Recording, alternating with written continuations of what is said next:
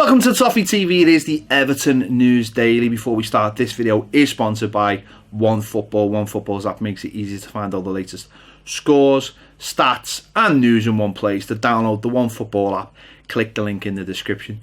So Farhad Moshiri has today increased his stake in Everton. It has gone up to 77.2% of the club. That leaves just Bill Kenwright's stake and also the shareholders association, all individuals with small shares, stakeholdings in the club. So it seems like he will not increase it any further. He has bought Lord Granchester's shares, 8.6% of the club off Lord Granchester, which means the end of the Moors at Everton Football Club. Yeah, and he's said what he was going to do. He said by the time July come this year he was going to increase.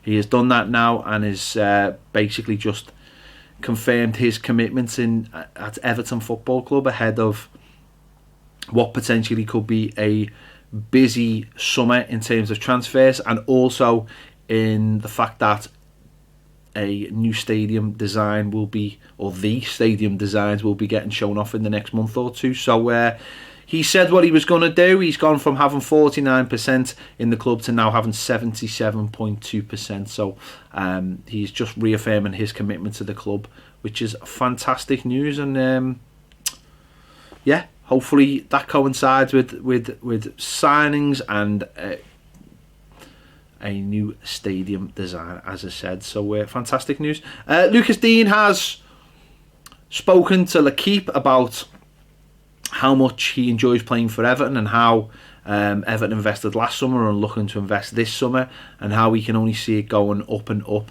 He was asked about links to Lyon. He said he wasn't aware of any links to Lyon, but was aware that there was a few clubs interested in him. There's been some reports today linking him with Spurs, and that Everton have named their price. Bollocks, let's be honest, absolute bollocks. From a Mirror journalist there. I'm sure if Everton have named the price, they probably said, yeah, he'll cost you 100 million, mate. So it's just mad how every summer we as a club get our best players linked with everyone else.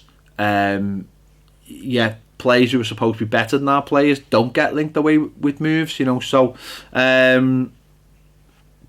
I think Dean's happy. He's on international duty. He played for France the other night and understands that Everton are going forwards, not backwards, and he wants to be a part of that. England play tonight in the semi-final of the Nations League. They're up against Holland. Jordan Pickford starts, but Michael Keane does not start. He is on the bench. So even though he's played the last couple of games, he's on the bench tonight for England.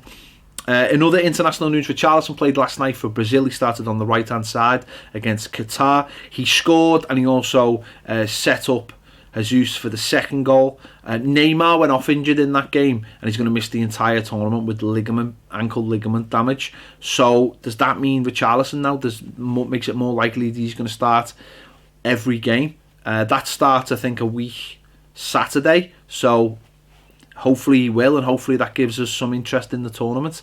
I think they play Colombia as well, early on as well. So, or that might be Argentina. I might be getting mixed up. It doesn't matter.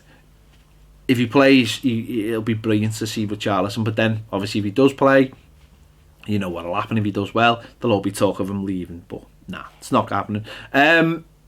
According to sources in the press, Henry Onyekuru is in advanced talks with Galatasaray to stay another year on loan. I think Everton are willing to let the player go now permanently, so don't know whether that will happen or whether Everton will try and cut the player's time at Everton, although he's not played for Everton, short by getting him out on a permanent deal.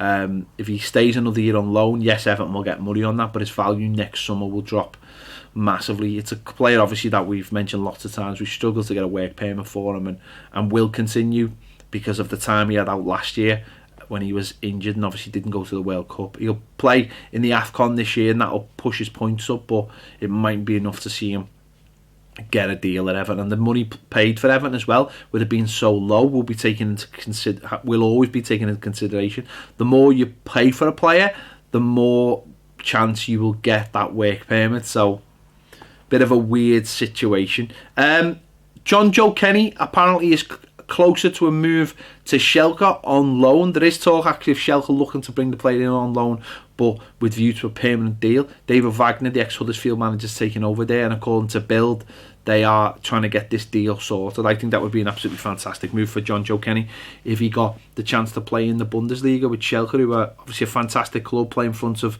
a lot of fans. Struggled last season near the bottom of the table, sacked their manager, I think it was Dominic Tedesco, and David Wagner's taking over, and sees John Joe Kenny as a player he'd love to have in his defence. There you have it. This has been all today's news. We've got a video going up soon about Farhad Moshiri, and obviously him taking his stake in Everton Football Club to 77.2%. So check that out. More videos on Patreon as well. Great videos over there. Make sure to check them out. Give this video a like if you like it. Subscribe if you haven't already, and join us on Patreon if you want more great videos. Thank you for watching. I'll see you later.